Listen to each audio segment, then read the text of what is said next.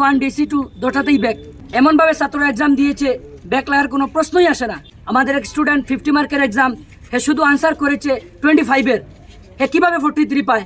50 মার্কের মধ্যে 25 আনসার করার পরে সে 43 পেল কিভাবে?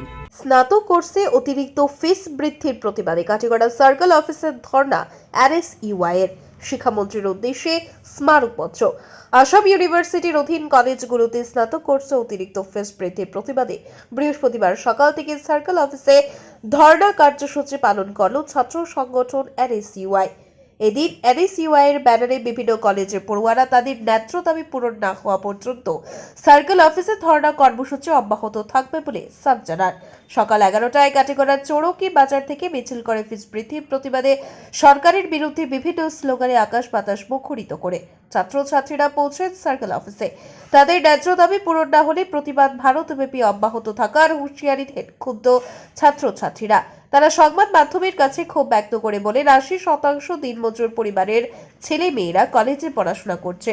অযৌক্তিকভাবে তাদের ঘাড়ে বোঝা চাপিয়ে দেওয়ার অর্থ কি হতে পারে, এমন প্রশ্ন তুলেন ছাত্রছাত্রীরা। অবশেষে দুপুর 2:30 নাগাদ কাটিগড়ার সার্কেল অফিসার ডক্টর রবার্ট টুলুরের হাতে শিক্ষামন্ত্রী রনোজ পেগুর উদ্দেশ্যে এক স্মারকপত্র তুলে দেন কাছাড় জেলা RSUI উপসভাপতি জামিল আহমেদ, জেলা সাধারণ সম্পাদক প্রাঞ্জল মালাকার, RSUI কাটিগড়া সমষ্টির পক্ষে আব্দুল জলিল, সাকিন আহমেদ, সানি তালুকদার প্রমুখ। তাছাড়াও উপস্থিত ছিলেন কাশিম উদ্দিন, খালিম উদ্দিন, ফারুক আহমেদ, আকছার হোসেন, রুহুল আমিন, নাজমিন বরভুইয়া, সফরানা বেগম, আয়শা বেগম, রুজিনা বেগম সহ শতাধিক ছাত্রছাত্রীরা। দেখুন আজকের বরাকির এক রিপোর্ট। আমরা যত সময় সার্কেল অফিসে সারাই আমরা মানে হইতে নাই বলে ফিস অতিরিক্ত বৃদ্ধি হয়েছে রিসেন্টলি সম্ভব যত সময় সার্কেল অফিসে সারাইতে না আমরা অত সময় এখানে ধর্মা দিব, আমরা এখানে প্রটেস্ট করবো, আমরা ডেমোক্রেটিক ওয়েতে আমরা এখানে প্রটেস্ট করবো। যত সময় পর্যন্ত ক্ষমতা নাই তত সময় পর্যন্ত সারাই ইয়া হইতে না বলে না আমরা উপরে ডিসকাস করছি, আমরা স্টুডেন্টকে একটা শান্ত রাখতে নাই তত সময় পর্যন্ত আমরা এখানে বসতাম। কাটিগড়া সার্কেল অফিসে আমরা ধর্নায় বসেছি। আপনারা দেখেছেন আসাম সরকার এবং শিক্ষামন্ত্রী যেভাবে ছাত্রছাত্রীদের ফিস বৃদ্ধি করেছে, অনেক ছাত্রছাত্রীরা পড়া থেকে বঞ্চিত হতে হচ্ছে। আমরা আসাম সরকার এবং রনোজ পেগু স্যারকে আমরা অনুরোধ করছি অতিসত্বরে ফিস যে বৃদ্ধি করেছে তা কমানোর জন্য এবং তাদেরকে পড়াশোনার সুযোগ করে দেওয়ার জন্য।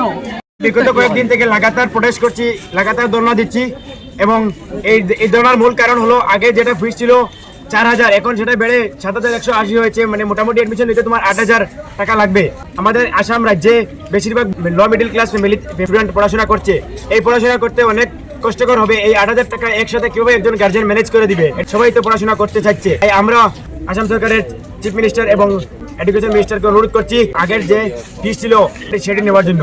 তত সময় পর্যন্ত এটি আগের ফিস নেওয়া হবে না, ততক্ষণ আমরা প্রটেস্ট চালিয়ে যাবো। আমাদের আপনারা কোন সংগঠন থেকে এসেছেন? আমরা NSUI এবং জেনারেল স্টুডেন্ট মিলে প্রতিবাদ করছি। আচ্ছা, এখানে কোন কোন কলেজের স্টুডেন্টরা আছে? এখানে NC college, west Silchar college, Kalain SR college, আরো বিভিন্ন কলেজ থেকে এসেছে। এখানে ছাত্রছাত্রীদের সুবিধার জন্য ফিস কমানো হয়। এবং আরেকটি কথা বলতে চাই যে আসাম ইউনিভার্সিটি এমন একটি জায়গায় গিয়েছে, এমনভাবে পেপার চেক করে যে ছাত্রছাত্রীরা তাদের আকাঙ্ক্ষা নিয়ে যে পরীক্ষায় বসে তারা এটা কনফার্ম থাকে, ফাইনাল থাকে যে তারা স্টার মার্ক পাবে, কিন্তু ব্যাক লেগে যায়। এই দিকে মুখ্যমন্ত্রীকে লক্ষ্য করার জন্য অনুরোধ করছি। বিশেষ করে আমাদের রিসেন্ট এক্সাম হয়েছে সেকেন্ড সেমিস্টারের, তার আগে হয়েছিল ফার্স্ট সেমিস্টারের এক্সাম। আমরা এত প্রিপারেশন নিয়ে এক্সাম দিয়েছিলাম যেটা আমরা টোটালি ফুল পেপার একদম লিখে দিয়েছি। যে স্টুডেন্টগুলো HS এর মধ্যে 4টা-5টা লেটার নিয়ে পাস করেছে, এমনকি ভালো স্কুল থেকে, প্রাইভেট স্কুল থেকে, এমনকি HSও তাদের রেজাল্ট খুব ভালো। টিচাররা ওদেরকে বলেছেন যে ওরা সিলেক্ট করে দিয়েছেন যে তুমি হিস্ট্রি অনার্স নাও, তুমি পলিটিক্যাল অনার্স নাও, কারণ ওরা বুঝতে পেরেছেন যে এই সাবজেক্ট নিয়ে ওর পড়ার এই যোগ্যতা, কোয়ালিটি আছে। এমন করে আমরা এক্সাম দিলাম, তারপরও আমাদের পেপারে ব্যাক লেগে গেল। DC1 DC2 দুটাতেই back. এমনভাবে ছাত্ররা এক্সাম দিয়েছে ব্যাক লাগার কোনো প্রশ্নই আসে না, সেখানে আমাদের ব্যাক দেওয়া হলো। আমাদের সাথে এমন কেন করা হয়? দ্বিতীয় কথা হচ্ছে, আমি নিজে দেখেছি আমাদের কলেজে আমাদের এক স্টুডেন্ট 50 মার্কের এক্সাম, হে শুধু আনসার করেছে 25-এর, হে কিভাবে 43 পায়? 70 মার্কের তাকে কোয়েশ্চেন, 28 পেলে 5 মার্ক, সেখানে 70 পুরো আনসার করে আসার পরই সেখানে 7-8 পায় কিভাবে? এত কম কেন পায়?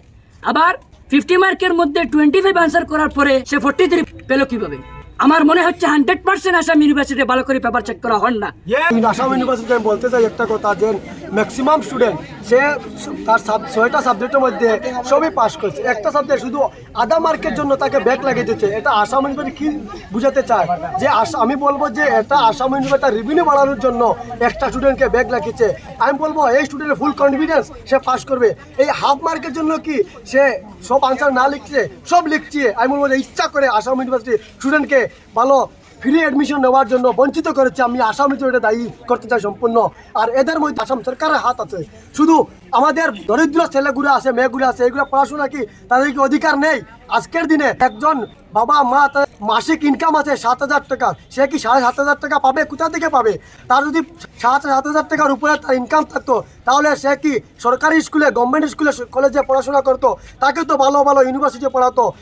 সেই জন্য আজকে আমাদের দরিদ্র ছেলেগুলোর জন্য এবং আসামের যে শিক্ষার হার এভাবে কমতেছে, সেই কারণে সরকারকে আমি দায়ী করতে চাই। সরকার এই ফিসটা কমানো চাইয়ে এবং আমাদের দাবি মানতে হবে। আসাম ইউনিভার্সিটির আন্ডারে বিভিন্ন কলেজের সিলেকশন সিট বিভিন্ন রকমের, সেটা কি কারণে হলো? আমরা জবাব চাই। এই যে বাকি সাবজেক্টগুলোতে A+O, কিন্তু এক সাবজেক্টে 0 কেমনে হয়? কোনো 0 নিয়ম আছে নাকি 1 দেওয়ার? কোনো স্টুডেন্ট যদি নাম লেগে তাকে 1 দিতে হয়। এই দেখেন আসাম ইউনিভার্সিটির পেপার চেকিং 50+ স্টুডেন্টের 0 পাইছে। আমরা যে সামনে মাস্টার ডিগ্রি করতাম, আমরা সামনে গিয়া ইউজি কোর্স করতাম, আমরা কীভাবে করবো? এই যে 5th সেমিস্টারে আমাদের 0, 1 দিয়ে দিল, সিঙ্গল ডিজিট দিয়ে দিল। বাকি সাবজেক্টগুলোতে O+A ওরকম, কিন্তু এক সাবজেক্টে F0 কীরকম হয়?